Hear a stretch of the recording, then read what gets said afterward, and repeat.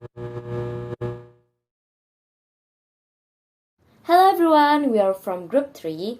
Right now we're gonna presentate about our material, our case analysis about leasing venture capital, factoring consumer finance, and credit card business.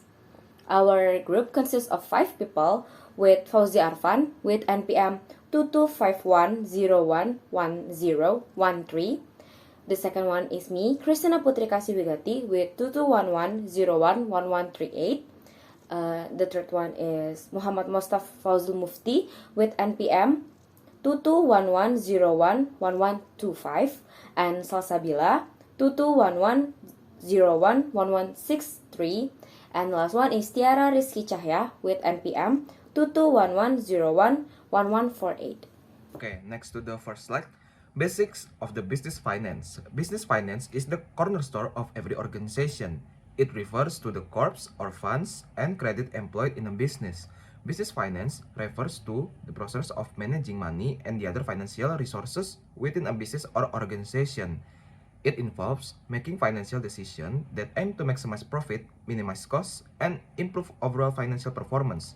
The main goal of business finance is to ensure that a business has enough funds to operate efficiently and achieve its goals, while also ensuring that the funds are being used in the most effective way possible. Next, the basics of business finance involve understanding the financial activities and decisions that a business must make to operate effectively and achieve its goals. And here are some of the key concepts and practices that are fundamental to business finance. First one is financial planning. This involves setting financial goals and developing a strategy to achieve them. Financial planning helps businesses identify their strengths and weaknesses and determine the resources needed to achieve their goals. Second, budgeting. Budgeting is a concept of creating a financial plan that outlines how much money a business expects to earn and spend over a specific period. It helps business manage their cash flow, allocate resources effectively, and identify areas where they can reduce costs. Third, cash flow management. This involves managing the inflow and outflow of cash within a business to ensure that it has enough cash to meet its obligations. Effective cash flow management helps business avoid cash shortage and maintain financial stability. Fourth, investment management. This involves managing a business investment to ensure that they are generating a good return on investment.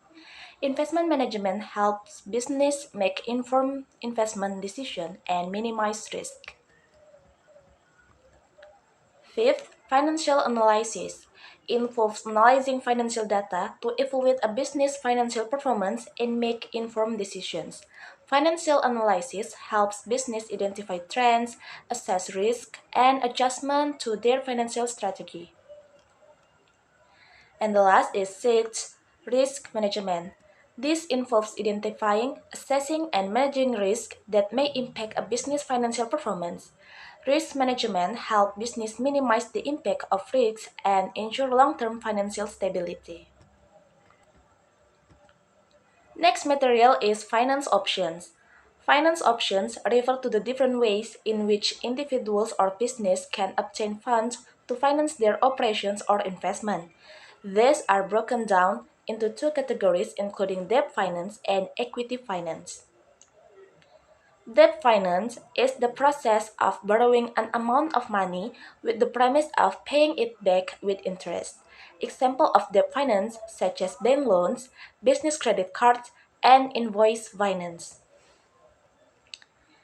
Equity finance exchange funding for part ownership or stake in the business. The example of debt finance such as venture capital, crowdfunding, and angel investors. Next material will be presented by my partner, Tiara.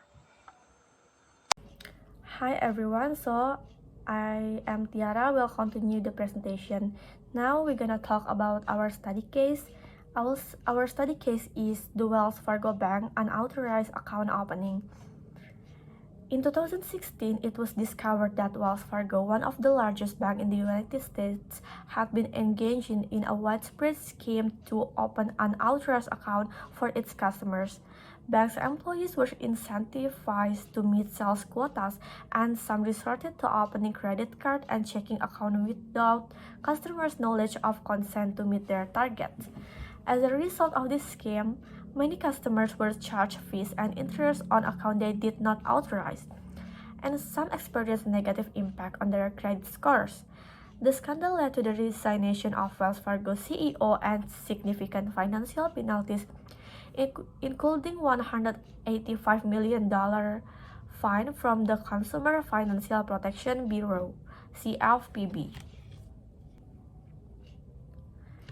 The Wells Fargo Act breaking some law. Here are some laws violated by the company. The first one is the Bureau has jurisdiction over this matter under 1053 and 1055 section of the CFPA and 5563 and 5565 section. The second one is respondent has executed a stipulation and consent to the issuance of a consent order stipulation, which is incorporated by reference and is accepted by the Bureau. By the stipulation, respondent has consented to the issuance of this consent order by the Bureau under 1053 and 1055 section of the CFPA, without admitting or denying the findings of facts and conclusions of law. Expect that respondent admit the fact necessary to establish the Bureau's jurisdiction over respondent and the subject matter of this action.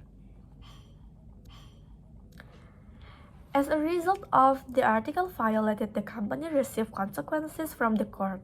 These are the result of this case. So we use international law. The first one is they have to pay estimated $2.5 million in refunds to customers and hire an independent consultant to review its procedures. Next, $6.5 million in customers refund due to inappropriate fees and charge, and $142 million in customers compensation to a class action settlement, and $480 million settlement for a shareholder class action lawsuit, and $575 million 50 state attorney general AG settlement for a combination of opening an unauthorized account and charging for unnecessary auto insurance and mortgage fees. Okay, the second case is PT Mandiri Finance called in PKPU. The case began when the PT Mandiri Finance was unable to pay debt to Bank OK Indonesia of 65 billion rupiah that was due and collectible.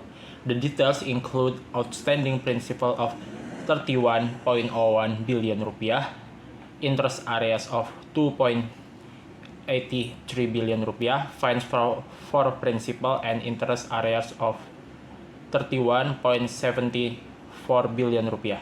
This debt is related to the non-revolving working capital credit facility 1 and the KMK non-revolving facility phase 2 took place on February 13, 2017. Apart from Bank OK Indonesia, Bank BJB added creditor hold receivable of 37.59 billion rupiah with details of outstanding debt worth 32.622 billion rupiah, bank arrears of 4.91 billion rupiah, and fines of 65.78 million. The laws that this case is based on Undang-Undang Nomor 42 Tahun 1999 tentang jaminan fidusia atau leasing. PKPU on January 28, 2019 has decided PT Mandiri to undergo PKPU for 270 days based on Law Number 37, 2004 on bankruptcy and PKPU. OJK finally revoked the business license of the finance company as of November 25, 2022. OJK's Chief Executive of Non-Bank Financial Industry Supervisor, Ogi Prastomiono, revealed that the reason for the revocation of the business license was because the company could not fulfill the provision that caused the third warning extension. Going forward, Mandiri Finance is Mandiri Finance Indonesia is prohibited from conducting business activity in the field of financing companies and required to settle its right on obligation in accordance with applicable laws and regulation. Not only that, the company is also prohibited from using the word finance, financing, and or the word that characterize Sharia financing or institution activities in the company name. So the conclusion of our presentation is business finance is activities concerning the acquisition and conservation of capital funds for meeting an organization's financial needs and objectives. Finance options are broken down into two categories, including debt finance and equity finance. Business laws play an important role in regulating business practices in the country because they play some important point in some cases such as compensation issues, protection of shareholder rights, company incorporation, and so on. So those are from us. Thank you for watching. Bye-bye.